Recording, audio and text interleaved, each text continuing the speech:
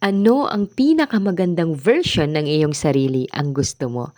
Gusto mo ba na ang version mo ngayong 2024 ay mas sexy o kaya mas malusog o mas magaling sa paghawak ng pera?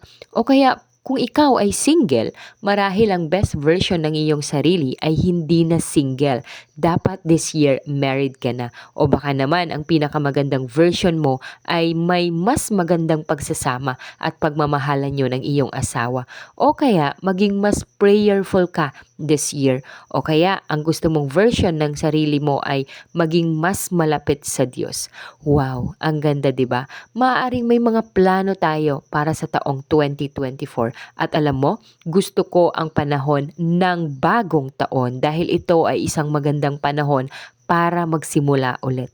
Magkaroon ng bagong sigla at magsimula muli na may bagong enthusiasm. Naniniwala ako na ito ay magiging isang exciting na taon ng mabilis na paglago para sa akin at para sa iyo. Magandang idea ba yon?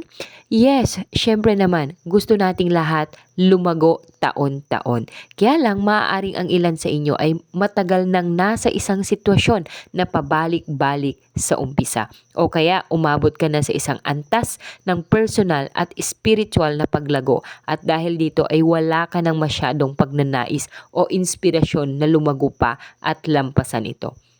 Kapatid, tandaan niyo po ito. Kapag tumatanggi tayong lumago o kaya dalhin ang ating sarili sa kalagayan na mas mataas pa na level, ay pinagkakaitan po natin ang ating sarili ng magandang adventure na pwede nating maranasan kasama ang Diyos.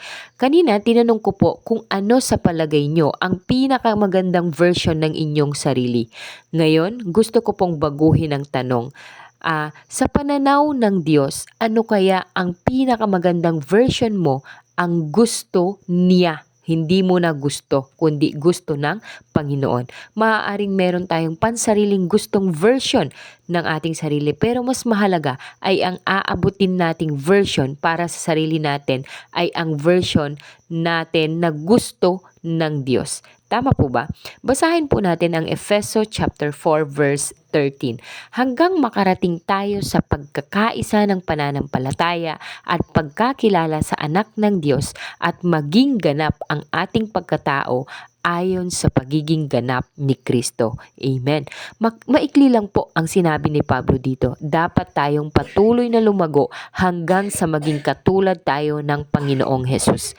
Mga kapatid, ano sa palagay niyo po? Narating na ba natin ito? Or ako po sa totoo lang, hindi pa po.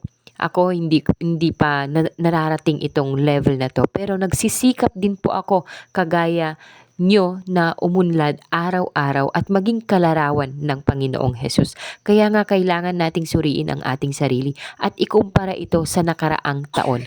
Nag-improve po ba tayo o hindi? Tandaan po natin ito. Kung hindi mo alam, ibig sabihin hindi po tayo lumalago. Basahin natin sa Kawikaan chapter 27 verse 23, ang iyong mga hayop ay iyong bantayan. Alagaang mabuti ang iyong kawan. Di mamamalagi ang yaman, ganun din ang mga nasa kapangyarihan. Ang prinsipyo sa talata ay kailangan nating magbantay. Alamin ang mga nangyayari hindi lang sa ating pinansyal na kalagayan, kung hindi sa lahat ng area ng ating buhay. Gaya ng ating pagiging asawa, pagiging magulang, pagiging worker, or trabahador at iba pang mga ginagawa. Okay?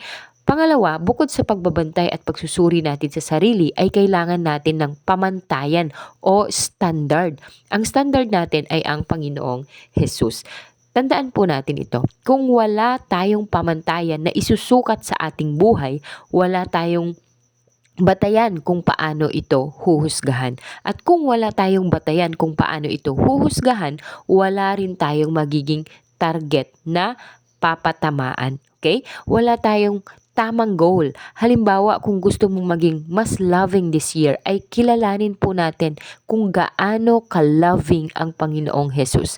Bakit siya ang iyong target or goal. Kaya nga ang goal natin dapat sa lahat ng area ng ating buhay ay umunlad na maging kagaya ng pag-iisip, pagsasalita, action, pagpaplano, timing at pamamaraan ng Panginoong Hesus. Dapat walang katapusan ng pagkilos natin para umunlad araw-araw. Bakit? Kasi mataas ang standard na gusto ng nating maging. Ito ay ang pagiging kalarawan ng Panginoong Hesus. Kaya kung gusto po nating magtagumpay, ay pag-uusapan po natin ang kapamaraanan ng Diyos kung ano ang hakbang at gabay na gagawin natin para sa ating buhay. So, tapusin po natin yung message na to, pero ito po ay cut. So, sa mga susunod na araw ay gagawan ulit natin ng videos ang topic na ito. At sa ngayon ay just an introduction pa lang po, okay? At nawa ay tapusin nga po natin ang mensaheng ito, kasi kapag ginawa po natin ang mga bagay na pag-uusapan natin dito, ay ito ang magbibigay ng kahulugan sa ating buhay. Ito rin po ang magbibigay sa atin ng tuloy-tuloy na paglago hanggang sa maabot natin ang ating mga layunin sa buhay. Tatandaan po natin ang mga gabay na ito para sa susunod nating hakbang sa taong 2024. So meron po tayong tatlong points, okay? So, guide for your next steps this year 2024. First, let go of the past. Second, increase forward progress. And third, pursue purposeful living. So, lahat po ng ito ay pag-uusapan natin on the next video. Kaya wag po kayong mawawala. Please tune in po. Don't tune out lagi. Okay? Maraming salamat po sa inyong pagsuporta at pagsubaybay ng ating mga videos. Pagpalain po kayo. Thank you so much, everyone.